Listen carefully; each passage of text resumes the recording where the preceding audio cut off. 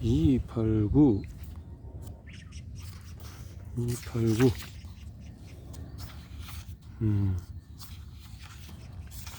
이제 거의 마지막으로 읽어야 되겠군요. 건두더기는 버리고 본질에 접근하는 법. 내가 공학 학사 학위를 취득할 때 역학 과목이 가장 까다로운 장애물이었다. 역학은 정지해 있거나 움직이는 물질을 다루는 물리학 분야다. 이 과목을 공부하려면 숫자를 방정식에 끼워넣는 것을 말한 것도 없고 온갖 개념이 세상에서 작동하는 방식을 시각화해야 했다. 쉽지 않은 도약의 도전 과제였다. 만일 이 과제를 넘어서지 못하면 나중에 이어질 다른 과목들을 온전하게 통과하지 못할 것이 분명했다. 첫 역학 강좌의 세 번째이자 마지막 시험을 앞두었을 때 내 성적은 C학점이었다. 이 강좌를 맡았던 비스코미 교수는 우리가 성공하기를 간절히 원했지만 그 성공은 각자 자기 힘으로 따내야만 했다. 교수님이 30년이 넘는 세월 동안에 한 번에 25명씩 수천 명의 학생을 가르쳤는데 커빙, 출석, 가산점 부여, 성적 조정, 탄원 등을 일절 고려하지 않는 것으로 유명했다. 성적을 고려하지 않고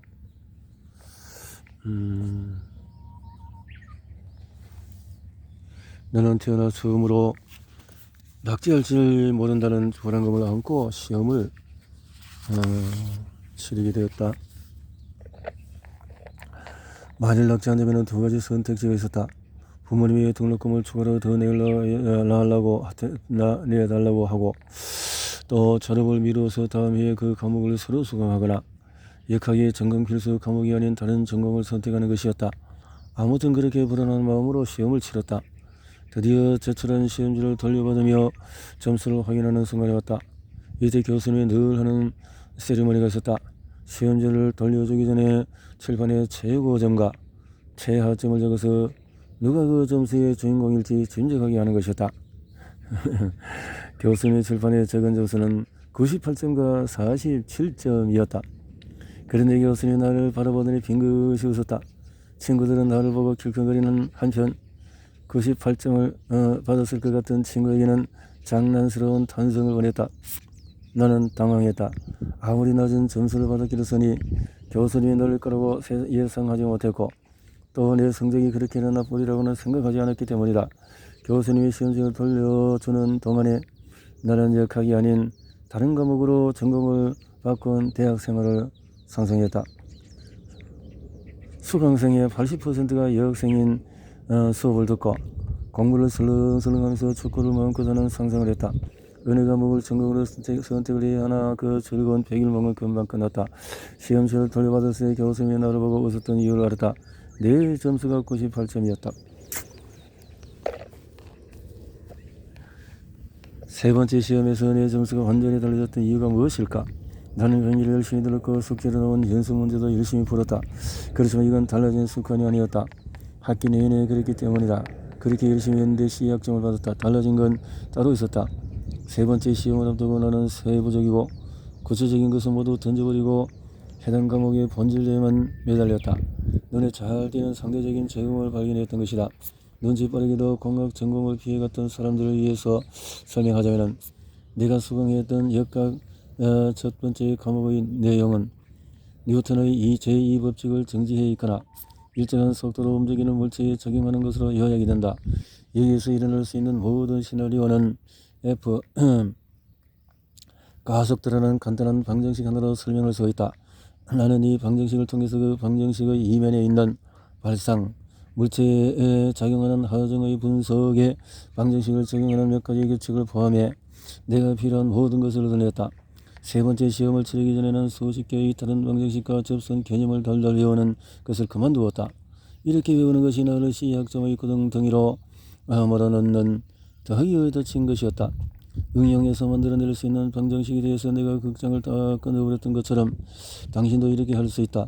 방금 내가 역학에 대해서 길게 얘기했던 것은 다 잊어버리고 딱 한 가지만 기억하면 된다.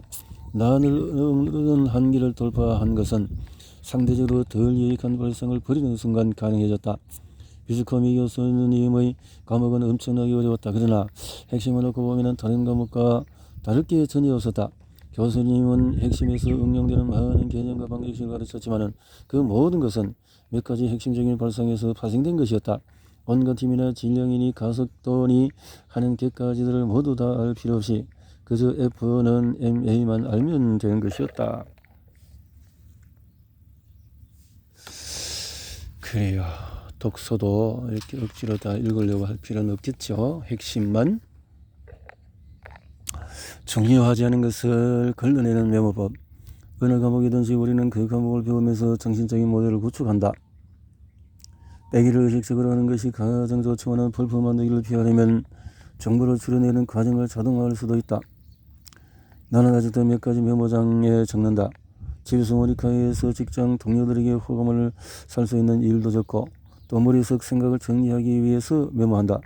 그러나 나는 핵심적이고 큰 발상에 대해서는 내 머리를 믿는다. 사람들은 빼기를 무시하고 간과한다라는 사실은 우리 연구팀이 진행한 1년의 실험에서 계속 확인한 결과이기 때문에 굳이 적지 않아도 된다. 나는 지금까지 아이디어 노트에 메모를 상대적으로 적게 해왔기 때문에 내가 무의식적으로 줄여서 제가 한 오래된 생각을 알아내려고 애쓸 자질의 시간을 절약했다. 무슨 일이든 빼기로 시작해라. 비본질적인 개념을 추리는 습관을 익힌 덕분에 나는 역학 과목과 다른 과목을 모두 통과할 수 있었다.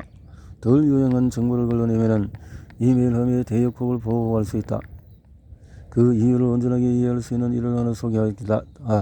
최근에 2살 반이 된 에즈라는 형들이 다니는 유치원에 막 다니기 시작했다. 에즈라가 전에 다녔던 유아원에서는 아이들에게 장난감 덤프 트럭을 무제한에 가까울 정도로 많이 공급했지만은 이번에 에즈라를 맡긴 그 칼라 선생님 그 유치원 놀이터에는 짐칸이 떨어져 나간 녹슨 덤프 트럭 한 대밖에 없었다.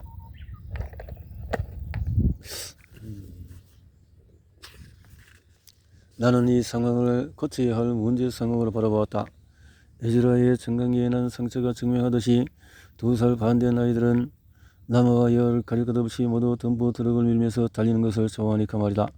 장난감 덤프 트럭을 밀고 달리는 것은 아직은 불안정한 걸음걸이와 커다란 물건을 움직임으로써 자기의 유능함을 과시하려는 본능에 완벽하게 들어맞는 활동이기 때문이다. 나는 반짝반짝 빛나는 노란색 덤프 트럭 3대를 에즈라가 다니는 유치원 놀이터에 기부했다. 그런데 왜 칼라 선생님이 내게 고맙다는 말을 하지 않을까?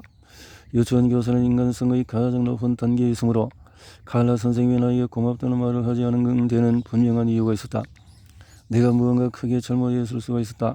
결국 나는 깨닫고 말았다. 놀이터에 덤프 트럭을 추가한 행동은 그녀가 정교하게 조성한 놀이터 학습 환경을 망가뜨리는 것이었다. 칼라 선생님도 2살 반짜리 아이들이 덤프 트럭을 좋아한다는 것을 알고 있었다. 덤프 트럭 한 대가 거기에 있었던 것도 그래서였다. 그래서 놀이터에 트럭이 너무 많으면 에즈라와 같은 아이들이 유아원에서 그랬던 것처럼 하루 종일 트럭을 밀고 달릴 게 분명하다는 것도 알고 있었다. 만약에 이렇게 에즈라가 덤프 트럭만 가지고 시간을 보낸다면 이 아이는 버려진 목재에 대해 그 검은색 괴수간 차곡차곡 쌓을 수 있는 우유상자 온갖 공, 식물 뿌리개, 모래, 바위, 물, 종이비행기, 거품, 천으로 만든 날개, 베이킹 소다를 이용한 화산 폭발 등 교사들이 의도적으로 마련한 놀이 도구들을 모두 놓쳐버릴 게 분명했다. 교육과학자들은 미취학 아동과 우리 모두가 무언가를 학습하는 방법에 이름을 붙여두었다. 이 학습법은 바로 구성주의다. 간단하게 말하면 사람은 자기 주변과 자기 사이의 상호작용을 통해서 의미를 구성한다는 것이다. 이런 맥락에서 보면 덤프 트럭만 갖고 놀 때 에즈라가 의미를 구성할 수 있는 상황은 단 하나밖에 주어지지 않는다는 뜻이다. 물에 젖은 바위에서 미끄러져 내려오면서 마찰력을 경험할 수 없다는 뜻이고 태양에너지가 검은 배수관 안으로 모여서 그것이 놀이터 전체에서 가장 따뜻한 공간이 되는 연력학 현상을 경험하지 못한다는 뜻이며 또 우유상자를 쌓아 올린 항로에서 떨어지면서 중력과 편심력을 경험하지 못한다는 뜻이다. 에즈라의 새로운 놀이터가 모든 경험을 하도록 유도할 때 에즈라는 다양한 육체적인 경험 속에서 지식을 차곡차곡 쌓아갈 수 있었다. 우리가 의미를 구성하는 상황들이 반드시 물리적이어야 할 필요는 없다. 한 대밖에 없는 덤프 트럭에는 여러 명이 이것을 공유해야 한다는 조건이 자연스럽게 마련되었다. 적어도 소유들 사이에서 서열이 정해져 있어야만 한다. 에즈라는 제2 주인이었는데 제1 주인의 말콤과 빠르게 친해졌다.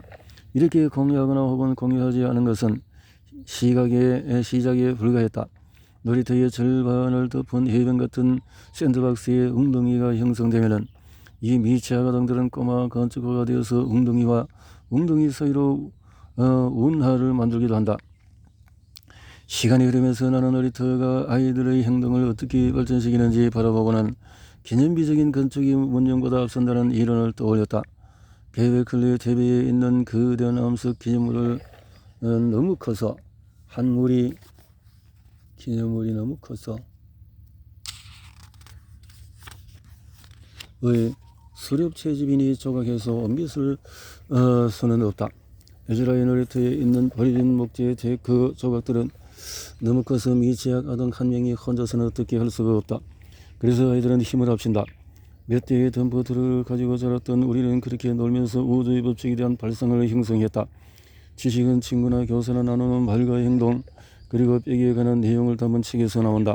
통찰이 어디에서 비롯되든 구성주의에서의 구성은 세상의 작동 원리에 대한 기존의 발상에 새로운 정보를 추가함으로써 지식을 쌓는 사실을 말한다. 우리의 새로운 발상은 낡은 발상을 토대로 한다. 개인적인 차원에서 보자면 발상은 우리의 세계관과 자아관을 형성한다. 총체적인 차원에서 지식 구성은 우리에게 인간만의 독특한 강점을 제공하는 문화적인 진화 과정이다. 지식을 쌓을 때 우리는 문명을 건설할 때와 마찬가지로 더하기에 치중하는 경향이 있다. 아는 것이 모르는 것보다 낫긴 하다. 그러나 문명을 건설할 때와 마찬가지로 발상이 많으면 많을수록 빼기를 함으로써 세상을 개선할 기회와 편익은 그만큼 더 커진다. 잘못된 생각을 버리지 않는 사람들, 정신적인 빼기의 최고 수준은 더 옳지 않거나 처음부터 옳지 않았던 발상을 제거하는 것이다. 물론 이게 말처럼 간단하진 않다. 그래서 연구자들은 새로운 발상이 더 안정적인 기반 위에 설 수 있도록 잘못된 발상을 제거하는 것이 얼마나 가치 있는지 인식하고 어떻게 하면 그렇게 할 수 있는지 방법을 찾으려 연구 작업을 수행해 왔다.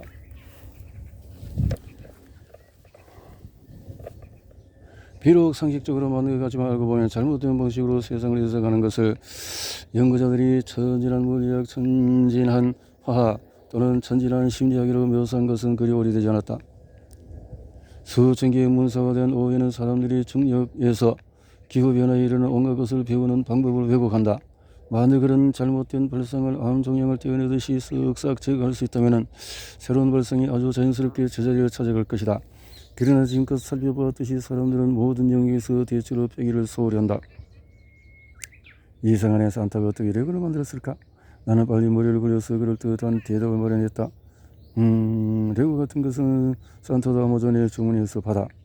에즈라는 내 말이 고지 곧대로 받아들였다. 내 말에 산타가 레고를 전자선거의 업체를 통해서 아웃소싱 방식으로 조달한다는 사실이 자기가 세상에 대해서 이미 알고 있던 지식과 충돌하지 않았기 때문에 기도 했지만은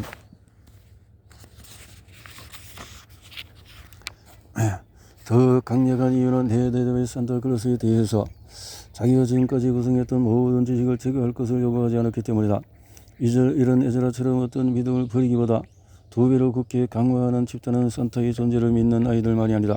1954년에 쿠르트 레벨의 제자였던 심리학자 레온 페스팅거는 그의 12월 21일에 세상이 종말을 맞이할 것이라고 믿던 사이비 종교단체에 가입했다. 이 단체의 신자가 될 때 누릴 수 있는 혜택은 종말이 일어나기 직전 한밤중에 외계 방문객들이 우주선을 타고 와서 그들을 안전하게 데려가 종말에서 살아남을 수 있다는 점이었다. 페스팅거는 계획을 세웠다. 그의 영리한 계획에는 흠잡을 데가 없었다.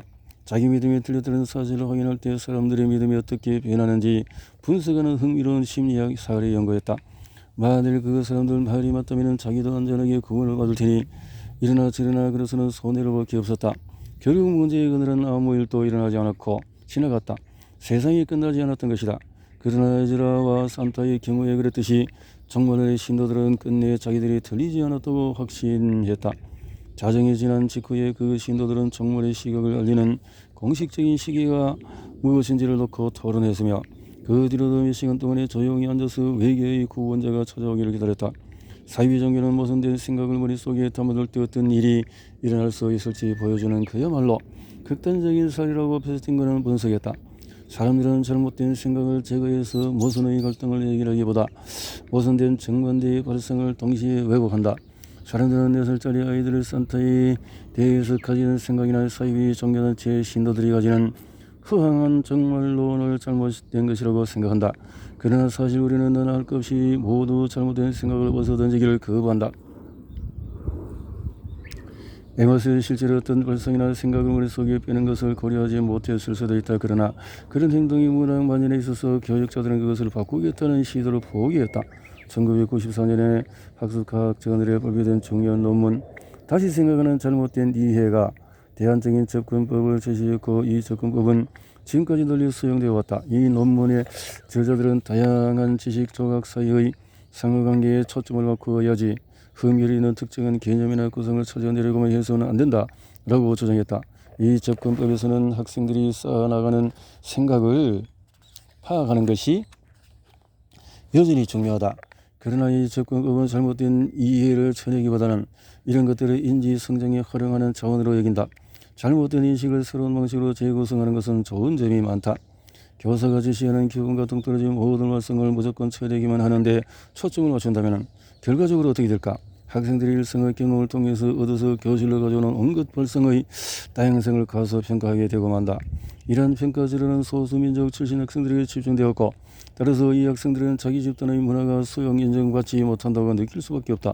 재구성 전략을 채택할 때는 이제 그 누구도 지식의 보유자와 학습자 사이의 인위적인 구분을 무너뜨리는 천진함의 덫에 빠지지 않는다.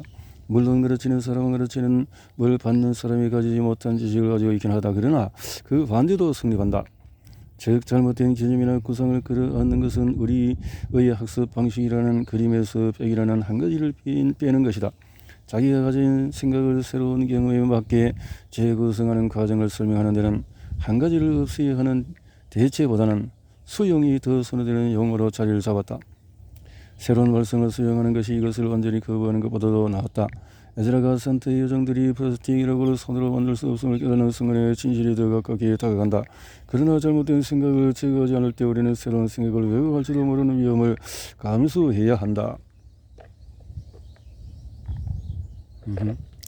백인은 우리가 세상을 바라보는 방식을 바꾼다.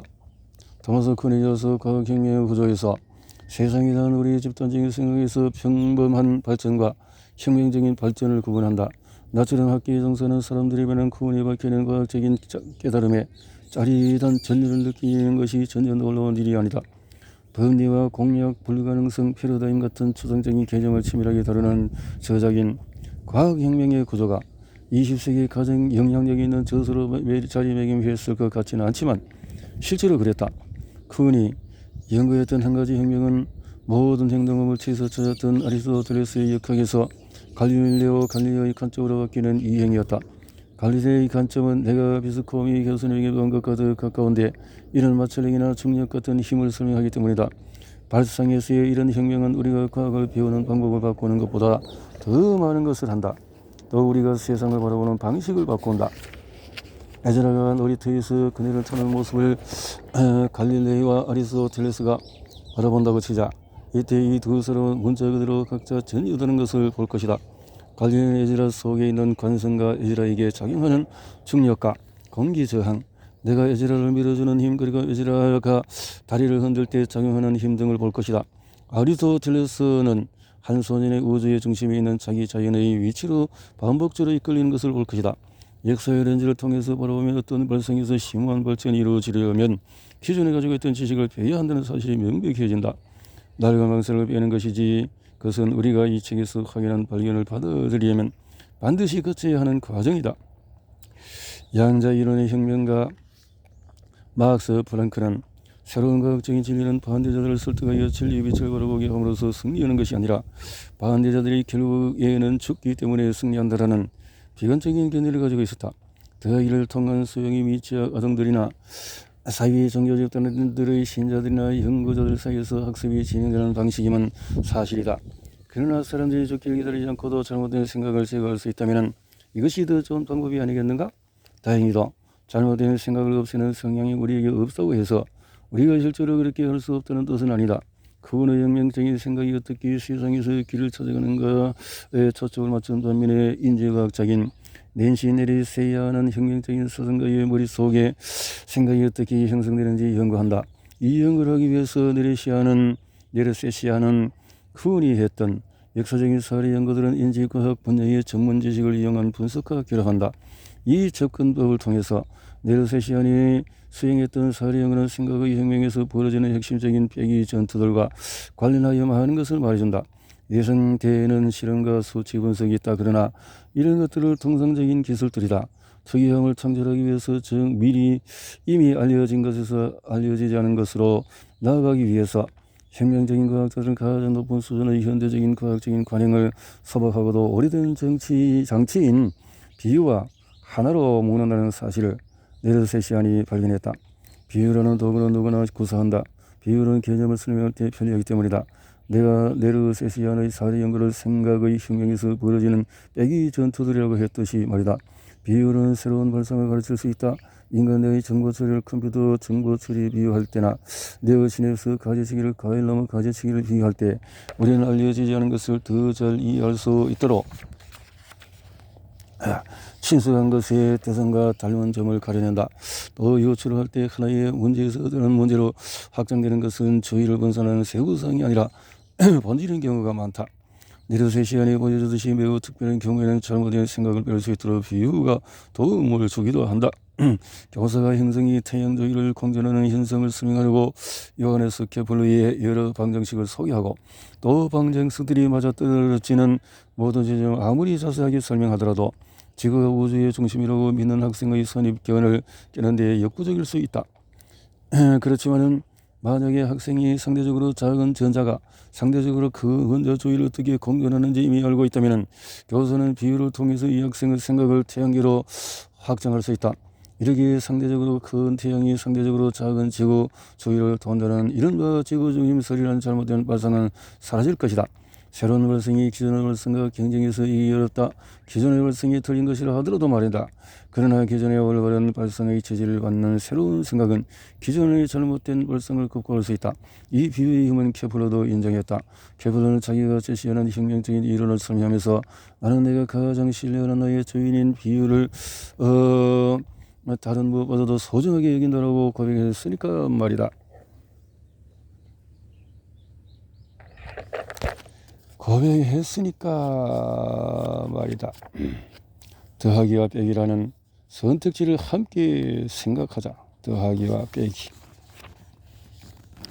사람들이 빼기를 소홀히 여긴다는 내용으로 프린스턴 대학교에서 강의를 하고 돌아왔을 때 나에게 전달된 이메일 제목이었다. 원본 이메일은 기관장을 위해서 세기를 탁월하고도 유명하게 약한 물리학 교수로부터 소콜러가 현대에서 가장 영향력이 있는 심리학자 가운데 한 명이자 그날 내 강연의 진행자였던 엘크 웨버에게 보낸 것이다. 학교에 거물로 사람이 보내고 또 받은 그 이메일에는 어떤 내용이 담겨 있을까? 내가 강연했던 과연 어떤 위대한 발상의 혁명에 영감을 주었을까? 난 이런 게 궁금했고 이메일에 그런 내용이 조금은 담겨 있을 것이라고 기대했다. 그런데 이메일에는 소콜라가 받아보던 뉴스 피스 요리법 하나가 포함되어 있었다. 그 요리법은 닭고기를 맛있게 굽는 비법이었다. 식기를 듬뿍 쳐발라라. 그런 다음에 식재 효과를 희석시키는 양념을 제거해라. 굳이 왜 쓸데없는 짓을 해야 할까? 우리는 이제 조언이 직관과 어긋난다는 것을 안다. 그 레시피가 소콜라가 받아보는 뉴스피스에 들어가 있다는 것도 이상하고 또 소콜라가 굳이 시간과 수고를 들여서 그 이메일을 보냈다는 것도 이상하다. 왜 이것이 이상해 보일까? 그 이유는 분명하다. 지금까지 살펴봤듯이 우리가 믿을 수 없을 정도로 강력한 선택권이 빼기를 무시하며 빼기를 도무지 시행하려 하지 않기 때문이다. 우리는 해야 할 일은 부지런히 쌓아두면서도 하지 말아야 할 것에 대해서는 생각도 하지 않는다. 높은 성과를 독려하는 인센티브 제도를 만들면서도 목표 달성을 방해하는 걸림돌을 제거하지 않는다. 새로운 법률안은 부지런히 내면서도 달라진 현실에 맞는 구닥다리의 늙은 법률은 폐지하지 않는다. 가정에서 아이들이 더 나은 행동을 하도록 모색하던 직장에서 새로운 프로젝트를 설계하던 우리는 늘 더 적은 것보다도 더 많은 것으로 선택한다. 빼기가 정말 믿을 수 없을 정도로 강력하고 많은 보상을 안겨주며 또한 재미있는 것임을 당신이 이 책을 통해서 깨달았으면 좋겠다. 아울러 당신도 나처럼 빼기의 영웅들에게서 영감을 받았으면 좋겠다. 앞으로도 계속 이어질 너의 바람을 말하면 이렇다. 당신이 이 책에서 소개한 빼기의 과학 사례와 과학적이고 구체적인 사항을 까맣게 잊어버리고 또 많은 세월이 지난 뒤에도 당신이 더 맑은 눈으로 세상을 바라볼 수 있으면 얼마나 좋을까. 닭고기를 맛있게 굽는 요리법이든 과제 목록표든 도시 최고의 전경을 걸어먹고 있는 고속도로는 그 밖의 어떤 문제를 해결해야 하든 나는 당신이 놓치고 살아가는 선택지를 다양하게 찾을 수 있으면 좋겠다. 그리고 그 선택지를 초기화하겠다는 마음이 뜨겁게 불타오르면 좋겠다. 빼기의 잠재력을 최대로 이용하는 법은 지금까지 우리는 수백만 년을 넘어들고 과학의 온갖 분야를 섭렵하면서 이메일부터 인류 세계까지 모든 과부와 사항을 들어보는 시간을 함께 여행을 했다. 이 과정에서 우리는 빼기에 반대하는 강력한 힘을 발휘하는 여러 요인을 발견했다. 그러나 우리가 사는 세상에서 빼기는 여전히 더하기에 비해 불리하고 레고블럭, 격자, 패턴, 단어 등을 봐도 우리는 더 적은 것을 상상하기가 쉽지가 않다. 우리는 더하기의 다양한 모습을 살펴본 뒤에 빼기를 시도하기를 시작했다. 눈에 잘 띄는 적음을 발견하고 또 공유했다. 이 과정에서 더 적음의 목록과 그 밖에 또 기억할 것들을 뽑아냈다. 과연 이 짧은 글로 책 전체의 교훈을 요약할 수 있을까? 당신은 꼭 기억할 점이 다음과 같다. 뒤집어라. 더 많은 것을 추구하기 전에 더 적은 것을 추구해라. 응급실에서 의사가 환자를 분류할 때처럼 행동을 하기 전에 먼저 세부사항을 빼라. 그 다음에 변화를 시도할 준비가 되면 빼했던 것을 맨 먼저 보태라. 젠가 게임을 하듯이 빼기를 먼저 한 다음에 더하기를 하는 것이다. 그런데 꼭 기억할 게 있다. 더 적음이 손해가 아님을 당신이 계산한다고 해서 당신의 청중이나 고객도 그걸 안다는 뜻은 아니다. 그러니까 사람들에게 이 책의 내용을 말해주되 한동안은 빼기라는 표현을 삼가라. 대신에 깨끗하게 비우나 또 드러내기나 또 드러내기 같은 표현을 사용해라. 그리고 전환을 시도해라. 확장해라. 그리고 더하기 빼기를 생각해라. 빼기를 생각해라. 자연과 마이아리는 더하기 빼기가 변화를 지향하는 상호 보완적인 접근법을 보여준다. 자, 그 다음에 정리하라. 사람들에게 집중하라. 자전거는 균형을 잡지 못해도 어린아이는 균형을 잡을 수 있다. 기쁨을 주는 것이 드러날 때까지 그 밖의 다른 것은 벗겨내버리라. 그리고 지속하라. 빼기를 계속 해나가라. 더 적음을 부인할 수 없는 진리로 만들 수 있는가? 브루스 스프링스턴은 음반 도시 변두리에 깔린 어두움을 눈에 보이게 만들었다. 코스타리카 탄소 중립을 눈에 잘 띄는 것으로 만들었다. 어린 시절 내 친구이자 사촌인 칩은 운전자가 사라져버린 코카들을 웃음의 소재로 만들었다. 도넛에 구멍을 만들려고 빼었던 밀가루 반죽으로 호두 모양의 도넛을 만드는 것처럼 빼었던 것을 재사용할 수 있음을 잊지 마라. 뺀 것을 가지고도 또 다른 선택의 유산을 만들 수 있다. 수비엄한 레오 로빈슨, 엘리너 오스트롬이 그랬던 것처럼 말이다. 이 책에 담긴 발상이 당신에게 도움이 되면 좋겠다. 발상이 감사의 걸 빼기라는 발상을 온전하게 바라볼 수 있도록 해준 여러분에게 감사한다. 그랬네요. 많은 책을 또 이렇게 논문으로 참고도 했고요. 지금껏 손가락에 세웠던 더하기 방식은 틀렸다. 우리는 할 일을 쌓아가기만 하지 말아야 할 일은 생각조차 하지 않는다. 기업은 인센티브로 직원을 독려하지만 생산성을 막는 장애물은 없애지 않는다. 세상은 새로운 발상을 끊임없이 모으지만 낡은 계책은 제거하지 않는다. 왜 우리는 성장하기 위해서 당연히 더하기를 해야 한다고만 생각할까? 때로는 빼기야말로 오랜 문제를 해결하고 오직 본질에 집중할 수 있는 가장 좋은 방법이다. 빼기의 기술 좋네요.